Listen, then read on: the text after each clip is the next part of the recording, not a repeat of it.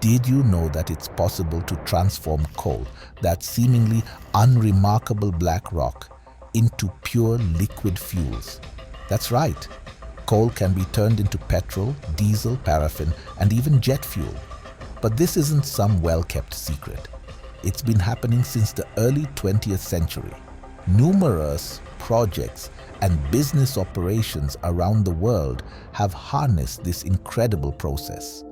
However, the true gem in this field is Sasol, a South African company that leads the global charge in turning coal into liquid fuels commercially.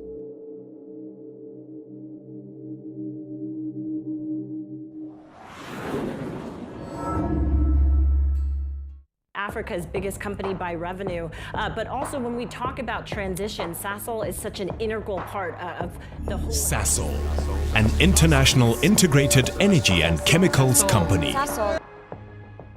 Let's dive into the fascinating world of Sasol. If you thought this company was just an average company, you better think again, as it occupies a special place globally when it comes to the energy and chemical industries. Sasol isn't just about fuels, it's an energy powerhouse. As an integrated company, it spans the entire energy value chain, from exploration, mining and production to refining and distribution. Their expertise extends beyond liquid fuels to chemicals, fertilizers, and more. Imagine a company that combines the best of both worlds, energy and chemistry. That's Sasol. The footprint spans the globe. With operations in 22 countries, it's a true international player. From South Africa to Qatar, from the United States to China, Sasol's impact is felt far and wide. It's a leader in scientific research and development. Their expertise in coal and gas-to-chemical processes is unmatched. They're not just following trends, they're setting them. So, buckle up. We're about to embark on a journey through innovation, chemistry, and a touch of liquid magic. We will explore how this remarkable company managed to become a leader in the niche market that it operates in. Welcome to the Sasol revolution. And remember, when you fill up your car at the pump, you might just be running on a bit of Sasol's liquid gold. Normal Baobab. In conversations about technology and innovation, South Africa and the African continent are rarely mentioned. The prevailing narrative often focuses on corruption and a perceived lack of innovation. However, hidden beneath these stereotypes lies a remarkable success story, Sasol. Ladies and gentlemen, welcome to our journey through the fascinating world of synthetic fuels. Today, we shine a spotlight on Sasol, a global leader in alternative energy production. There's a sprawling industrial complex nestled in the heart of South Africa. It's here that Sasol has quietly revolutionized the energy landscape. For over half a century, Sasol has produced nearly 1.5 billion barrels of synthetic fuel from approximately 800 million tons of coal. Yes, you heard that right. Coal, the very substance often associated with environmental concerns, Sasol has mastered the art of converting it into clean petrol, diesel, and other fuels. Sasol isn't just a local hero, it's a world traveler. Its name echoes across continents, from the savannas of South Africa to the bustling streets of New York. Sasol's current dominance in the synthetic fuels field does not come as a surprise. It came into existence as an answer to an impending question. South Africa, in the 1920s, a rapidly growing nation but heavily reliant on other countries for a crucial resource, Oil. This black liquid gold fueled industry, transportation, and much more. But relying on imports for such a vital resource was a risky gamble. What if those supplies got cut off? The South African government realized this was a strategic weakness, a vulnerability that needed addressing. That's where Sasol's story begins. Founded in 1950, it wasn't just another company. It was a government-backed initiative born from the need for a domestic fuel source. South Africa lacked its own significant oil reserves, a major security risk. Oil wasn't just for powering cars. It's the foundation for countless products, from plastics and fertilizers to medicine and textiles. Without a reliable domestic supply, South Africa's development was at the mercy of others. Sasol's mission: to turn the tide, to transform South Africa's abundant coal reserves into a homegrown fuel source, ensuring the nation's energy security and powering its future. All of this was possible because the process of turning coal into synthetic oil was already in existence and was already commercially used in some cases. The concept of converting coal into usable fuels like oil goes back further than you might think. Chemists in the 18th and 19th centuries experimented with various methods, but these were mostly laboratory curiosities. It never got to commercial production stage. Germany gets a lot of credit for pioneering large-scale production of coal to synthetic fuel products during World Wars I and II. Faced with dwindling natural oil reserves, they developed a process called Fischer-Tropsch synthesis. This method uses high temperatures and catalysts to break down coal into a mixture of hydrocarbons, which can be refined into synthetic fuels.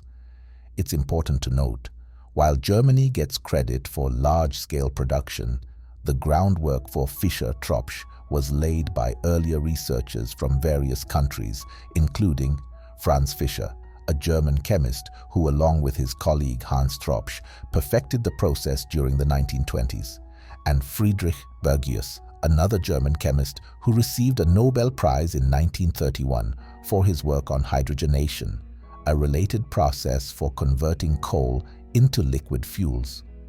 The Fischer-Tropsch process can indeed start with coal as the raw material. The first step is gasification, where coal is converted into a gas mixture known as syngas, composed of carbon monoxide and hydrogen. This is achieved in gasifiers with the addition of steam and oxygen. The produced syngas is then cooled, cleaned, and conditioned as it leaves the gasifier. This process also produces the first level of co-products as they condense or are recovered from the stream: tars, oils and pitches, ammonia, sulfur, and phenols.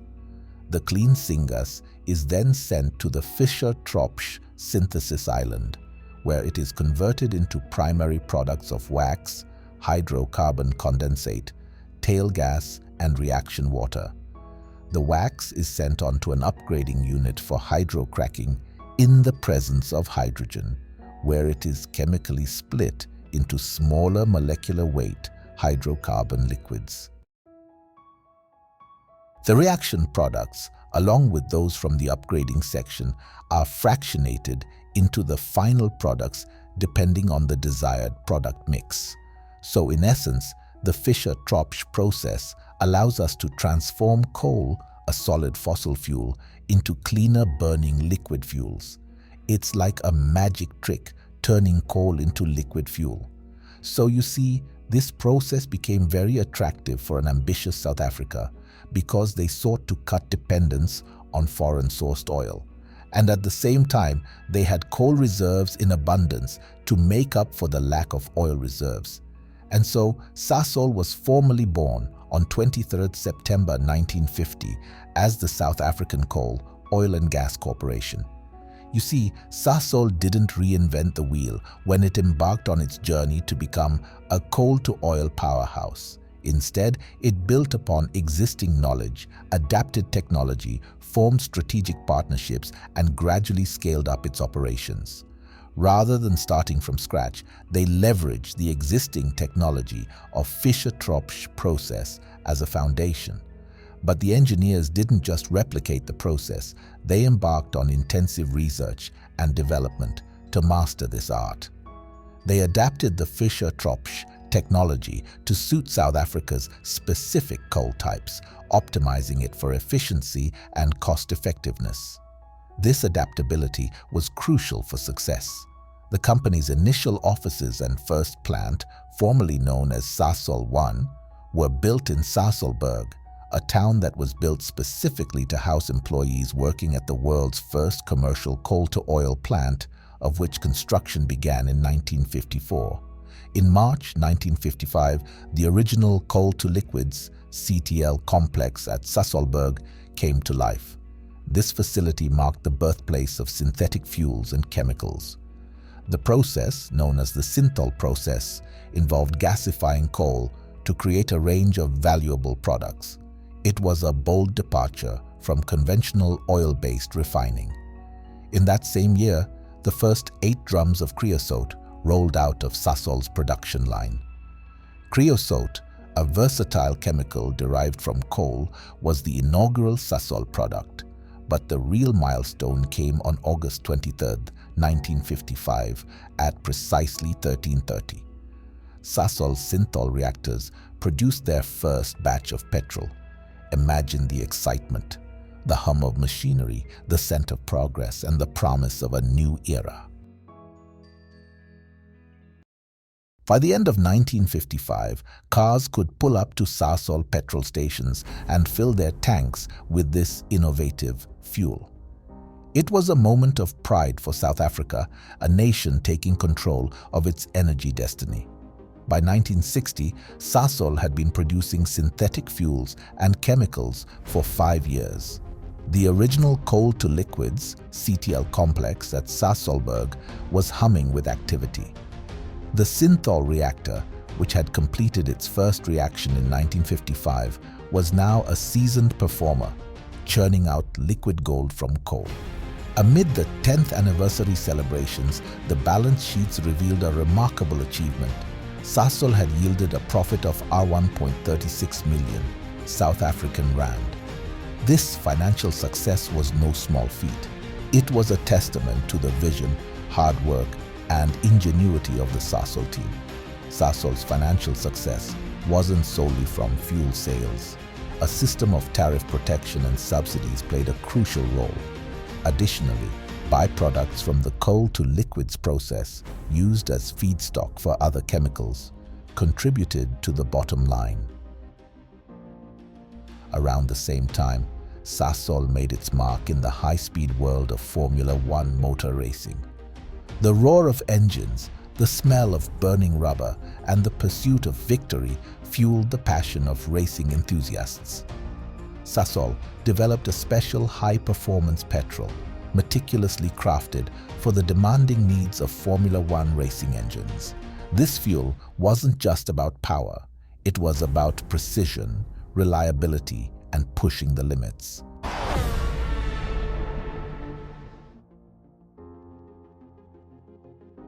In 1976, the ambitious project to build Sasol 2 commenced on the Secunda site in South Africa. This monumental endeavor involved an investment of 2.3 billion rand. But it wasn't just about constructing a chemical complex, it also gave birth to an entirely new South African town, Secunda. The name Secunda is quite fitting. Derived from Latin, it means second. Why? Because it was the second town established by Sasol, following the original Sasolburg. The significance of this name reflects the town's role as the second extraction refinery where oil was produced from coal. Imagine the excitement and anticipation as the construction unfolded, shaping both industry and community in this corner of South Africa. So you see, the innovation and development of Sasol gave birth to 2 industrial towns that are still standing to this very day. And as much their economies are dependent of Sasol, they have become relatively diverse down the years. Remember when we said that the founding of this mighty giant was backed by the government? Well, in October 1979, a pivotal moment occurred in Sasol's history. It was listed on the Johannesburg Stock Exchange, JSE. This event marked the successful transition from state ownership to private shareholding. Here are the key details. Prior to the listing, Sasol was primarily owned by the South African government. This listing was so significant because it was the largest ever to take place on the JSE because of the value the company had. Institutional investors eagerly subscribed to the private issue of shares. Then there was the public issue aimed at individual investors and smaller institutions. It was oversubscribed by a whopping 31 times. Just to show how much value the company already had by that time. Essentially, this move allowed Sasol to tap into private capital markets and broaden its ownership base. And we all know what a bit of extra cash can do, let alone a public offering of this magnitude. The influx of private capital allowed Sasol to fund expansion projects, research, and innovation. Being publicly listed increased Sasol's visibility and credibility in the business world. Sasol could now make strategic decisions with a broader perspective, considering both financial performance and shareholder value.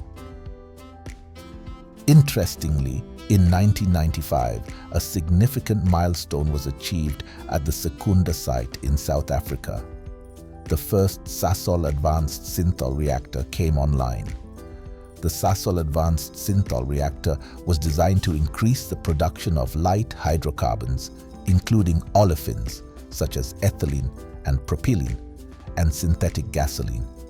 These hydrocarbons play a crucial role in various industries, from petrochemicals to transportation fuels.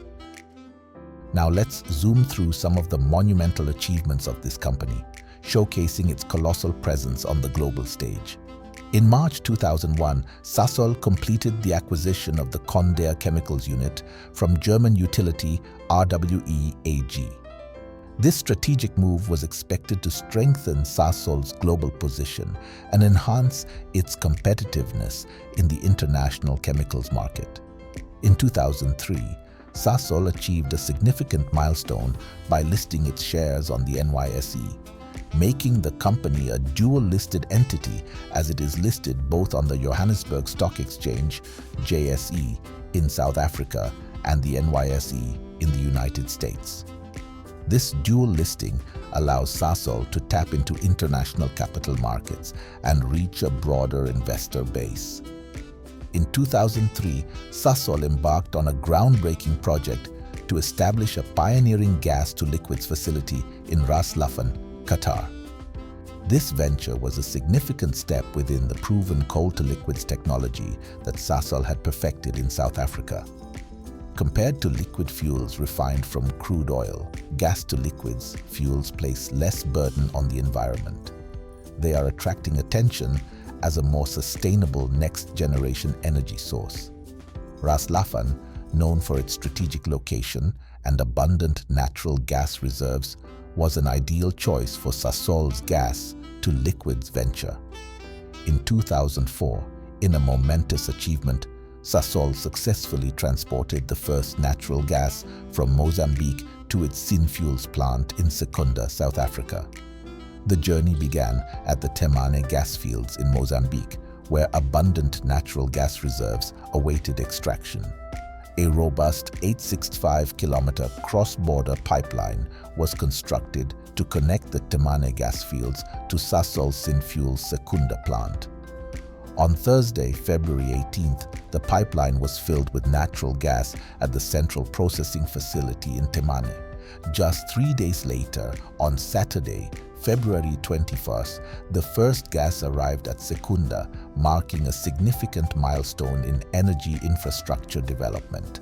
The project, with a total investment of $1.2 billion, was a joint venture between Sasol and the governments of Mozambique and South Africa. It promised substantial socio-economic and environmental benefits for both countries. This project also aligns with the company's gas-to-liquid strategy. The company is poised to deliver the world's cleanest diesel produced through gas-to-liquids technology. Gas-to-liquids diesel is virtually sulfur-free and environmentally benign, making it an attractive alternative to conventional diesel.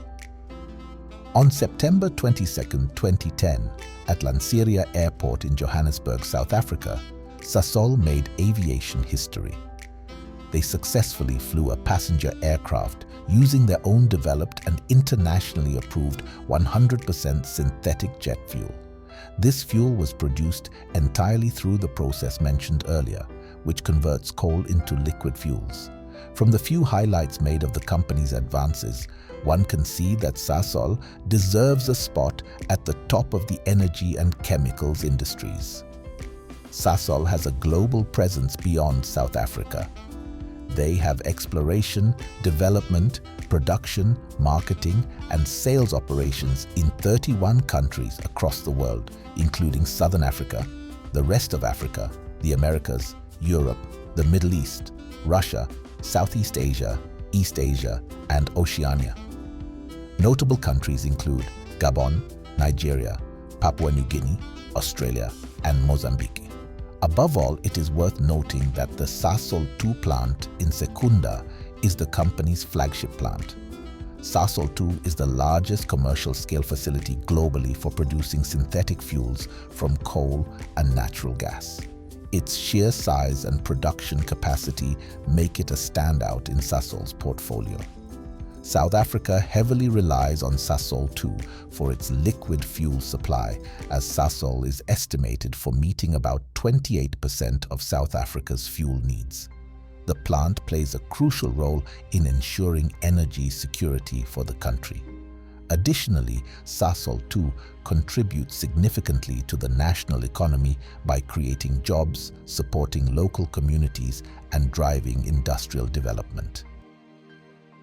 Despite its prominence in the petrochemical industry, Sasol has encountered several challenges over the years.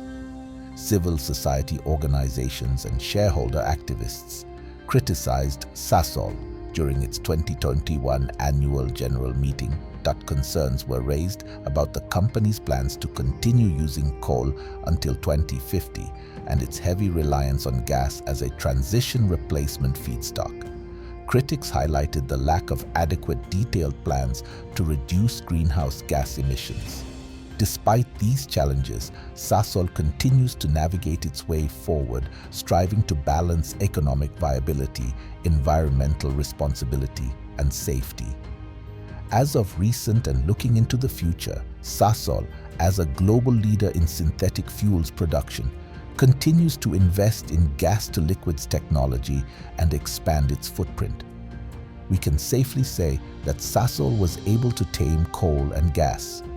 As we delved into the alchemical magic that turns humble coal and gas into liquid gold, I couldn't help but marvel at the ingenuity behind it all. From the dusty mines to the gleaming refineries, Sasol has been weaving its own brand of voodoo for decades. So, my fellow alchemists, it's your turn. Drop your thoughts in the comments section below. What other mystical industries should we explore? Did you spot a phoenix feather in Sasol's history? Let me know. And hey, if you enjoyed this magical ride, don't forget to like, subscribe, and ring that notification bell. Because who doesn't want a little excitement in their inbox?